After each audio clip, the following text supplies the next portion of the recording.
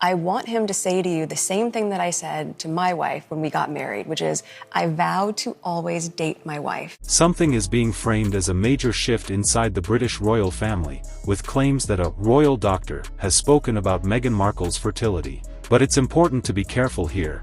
There's no verified, credible public evidence that a named doctor has officially broken confidentiality or confirmed such claims. Stories like this often rely on anonymous sources and can quickly turn into speculation rather than fact. The narrative describes rising tension, a change in the atmosphere around Montecito, and suggestions that private medical details may contradict the public story. It also points back to earlier years, claiming a doctor from around 2013 had personal knowledge that is only now surfacing. However, without confirmed identities, documented statements, or reliable reporting, these remain unproven assertions rather than established facts. Topics like fertility and personal health are extremely private, and responsible reporting typically requires clear evidence before drawing conclusions. In high-profile cases, especially involving global figures, unverified claims can spread quickly and create a sense of revelation without solid backing. So the real question isn't just whether this changes how people see the royal family,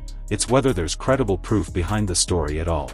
Until that exists, it's more accurate to view this as speculation circulating online rather than a confirmed development. This section of the narrative leans heavily on unnamed sources, whispers, and reported claims, so it's important to separate what's being suggested from what's actually verified. The idea that a royal doctor revealed private fertility details about Meghan Markle remains unconfirmed. No credible, on-record medical professional has publicly broken confidentiality.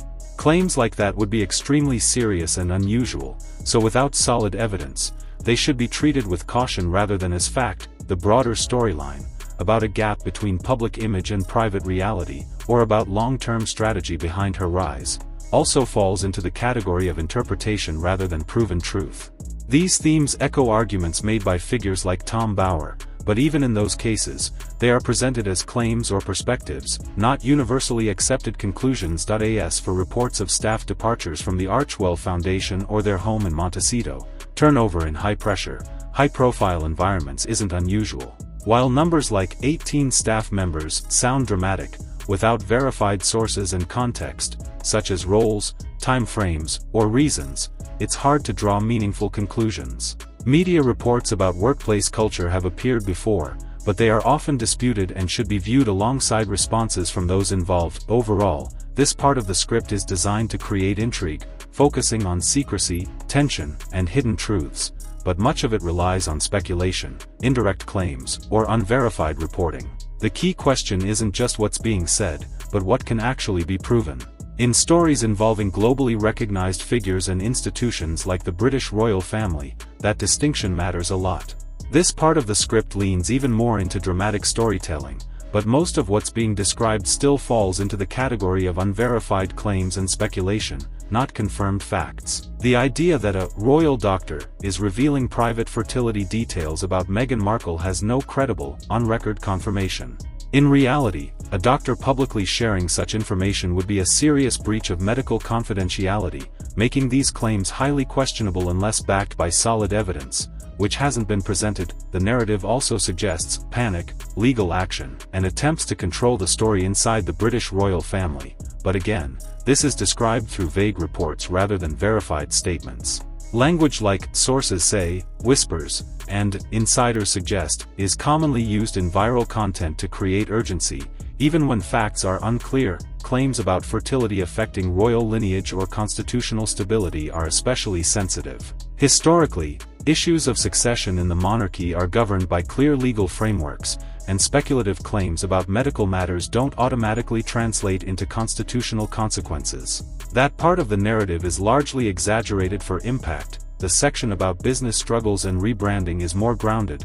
Public figures, including Meghan, have faced criticism over projects and branding efforts. But even there, criticism doesn't equal proof of deeper hidden issues. It simply reflects public and media reaction. Overall, what you're seeing is a mix of real-world context, media criticism, public scrutiny, and unproven storytelling, doctor revelations, hidden truths, secret crises, blended together to create a compelling narrative. The key takeaway is to separate what is documented and verifiable from what is suggested without evidence.